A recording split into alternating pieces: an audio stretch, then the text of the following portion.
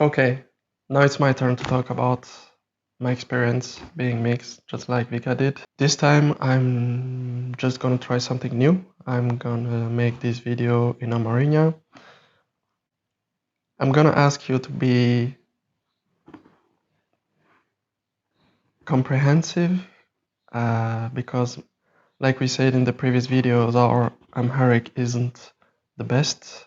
Yeah, we grew up speaking Amharic. We have a native accent, but vocabulary wise, we are pretty poor. I see my Amharic as the Amharic of a child speaking to his mother that was preserved through the years by the fact that my mother always spoke Amharic to us. So we slowly grew our vocabulary, but it's not the same as if we were in a fully Amharic environment. I don't know if I don't know if I make myself clear, but okay, I'm gonna talk about my experience in Amharic and when I will not find the right word in Amharic, I will speak English to compensate my lack of vocabulary. And please don't hesitate to point out any mistake I make in the comment section.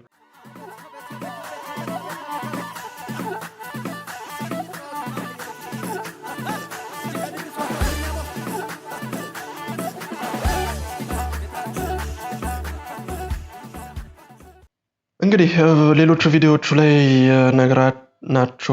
ነግረናችኋል። አባቴ ቤልጅየማዊ ነው፣ እናቴ ኢትዮጵያዊ ነች እና በዚህ ምክንያት ሁለት ካልቸር መካከል ነው ያደግነው። የዩሮፒያዊ ካልቸር የቤልጅየማዊ ስነ ስርዓት እና የኢትዮጵያዊ ስነ ስርዓት ነው ያደግነው በእናታችን በኩል እና ትንሽነታችን ኢትዮጵያ ነው ያሳለፍነው። ትንሽ ስንሆን እንግዲህ ይሄ ሚክስድ መሆን ከየት እንደመጣ አይታየንም ነበረ። እኔና እህቴ ሊሴ ገብረ ማርያም ስንሆን እዛ ያሉት ልጆች ሁሉ ከየተለየ ቦታ ነው የመጡት። ከዩሮፓዊ ሀገር፣ ከሌላ አፍሪካ ሀገር ኢትዮጵያዊዎችም ነበሩ። ሁላችንም ተቀላቅለን ነበረ ምንማረው፣ ምንጫወተው ምንም አይታየንም ነበረ። ልጅም የሚታየውም አይመስለኝም። ጨዋታ ነበረ። ልጅ ነበረ። እኔ እንደዚህ ነው እንግዲህ የሚታየኝ። ሚክስድ መሆናችን አይታየንም ነበረ ኢትዮጵያ ስንሆን እና የእውነት እኔ የተታየኝ ቪካም ቪዲዮ ውስጥ ነግረዋለች። የተታየኝ ከየት መምጣትህ የሌሎቹ እንዴት እንደሚያዩህ አፌክት እንደሚያደርግ የተታየኝ ቤልጅየም ስንመጣ የገጠር ትምህርት ቤት ስንገባ እዛው ስንሆን እኛ መጀመሪያ ከአፍሪካ የመጣነው ልጆች ነበረን። እዛው ትምህርት ቤት እኛ መምጣታችን በፊት ከቱርክ ሀገር የመጡ ልጆች ነበሩ፣ ከጣሊያን ሀገር፣ ከሁሉም ሌሎች ሀገር የመጡት ልጆች ነበሩ፣ ከሌላ የአውሮፓዊ ሀገር። ግን ከአፍሪካ የመጡት ልጆች እኛ ብቻ ነበረን ያኔ። እኛ እንግዲህ እዛው ከትምህርት መጀመሩ በፊት ከሌሎች ልጆች ጋር ስንጫወት ከአፍሪካ ሀገር መምጣታችን ከኢትዮጵያ መምጣታችን በቀይነታችን አይታያቸውም ነበረ። በምንም ተአምር ይሄ ልጅ ከአፍሪካ ሀገር ነው የመጣው ምናምን አያስቡም። እኔ እንኳን ከቻይና ሀገር የመጣሁኝ ነበረ መስላቸው። አይኔ እንደዚህ ትንጥዬ ስለሆነ እና ቆዳችን ወደ ቢጫ ወደ ቢጫ ስለሆነ ትንሽ ሰው እንግዲህ ለወጥ ያለ ቀለም ስለሆነ ከቻይና ሀገር የመጣሁኝ ይመስላቸው ነበር ወይስ ከላቲኖ ሀገር። እና ግን ትምህርት ቤት ስንገባ መጀመሪያ የትምህርት ቀን ላይ አስተማሪው ደግ አስቦ ነበረ መሰለኝ እንደዚህ ሲናገር እኛን ለሌሎቹ ልጆቹ ሲያስተናግደን እነዚህ ልጆች እቺት ቬሮኒክ ነች፣ እቺት ሚሼል ነው፣ ከአፍሪካ ሀገር የመጡ ናቸው፣ ሰላም በሏቸው ምናምን ሲላቸው ያኛው ቀን በማወቃቸው የልጆቹ ስነ ስርዓት ተለወጠ። ማለቴ ልጆች ቪካ እንዳለችው ነው ቪዲዮ ውስጥ ልጆች ከአፍሪካ ሀገር በመምጣታችን በማወቃቸው እኛን እንዴት እንደሚያዩን እኛን እንዴት እንደሚያከብሩን ለአንዳንዶች ብቻ ተለወጠ። አንዳንድ ልጆች ደንታ አልሰጣቸውም። እኔ እዛው እንዳወቁኝ በጓደኝነት ቀርተን ምንም አልተለወጠም ስነ ስርዓታቸው። አንዳንዶቹ ግን ይህንን በማወቃቸው ይሄ ስለኔ አገር ቤቴ የተጠቀሙ እኔን መጉዳት ሲፈልጉ በሱ መሳደብ ጀመሩ። በሱ ምክንያት አገሬን እንዲናፍቀኝ በጣም አደረገ። ማስበው የነበረው ትንሽ ሰውን እንግዲህ ልጆቹ ወደ አገርህ ተመለስ ሲሉኝ ወይ በማርያም ኤርፕሌን ቲኬት ግዛውልኝና ወደ አገሬ ልመለስ ነበር ማስበው። እኔ የምወደው አገሬ፣ ዘመዶቼ ሁሉ ያለበት አገሬ፣ በፍቅር ያደግኩበት አገሬ በመለስ ደሰት ነበር እና እንደሱ ሲነግሩኝ እንደዚህ ነበር ማስበውና ከዛ ግን እናቴ ነገረችኝ እንደዚህ አንተ ራስ እናትህን የምታውቀው አንተ ብቻ ነህ። ሌሎቹ ማንንም ሰው ራስ እናትህን መናገር አይችልም። ቪካ እንደተናገረችው ነገር ነው እንግዲህ ሌላውን የሚናገረውን መስማት የለብህም። አንተ ብቻ ነህ ራስ እናትህን የምታውቀው። እኔም አይደለሁም አባትህም አይደለም አንተ ነህ።